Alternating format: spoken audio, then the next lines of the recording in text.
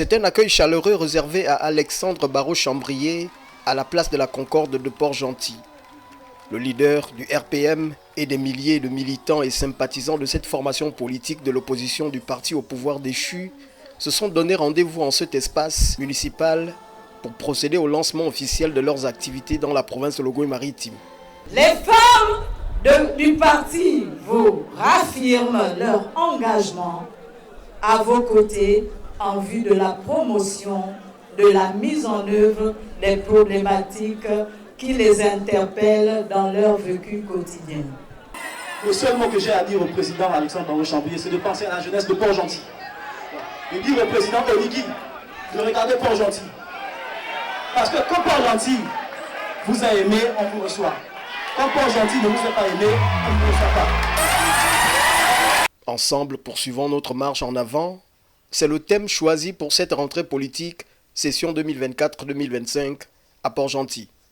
Le choix de ce thème est l'expression de notre volonté de poursuivre les efforts engagés par le parti qui a réalisé d'importants progrès depuis sa création en 2017.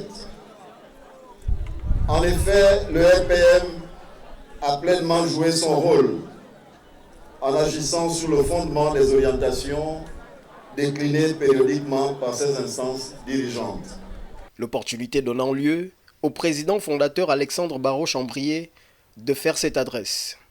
Le Rassemblement pour la patrie et la modernité est désormais un parti de gouvernement, un allié du CTRI.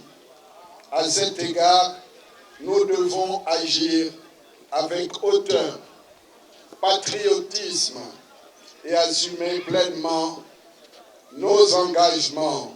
La deuxième personnalité du gouvernement de la transition n'a pas manqué d'exhorter ses militants à la mobilisation et à la vigilance. Je vous exhorte donc à plus d'engagement, plus d'abnégation et de sacrifice.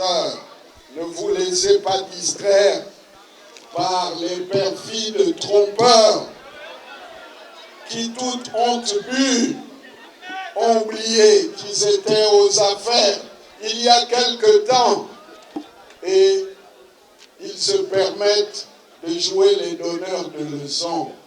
Au regard des nombreuses avancées qui, selon lui, visent à consolider l'état de droit et des imperfections relevées dans le projet de constitution qui sera soumis aux populations gabonaises d'ici peu, Alexandre Barrault-Chambrier invitera ses militants à se prononcer pour le oui au prochain scrutin référendaire.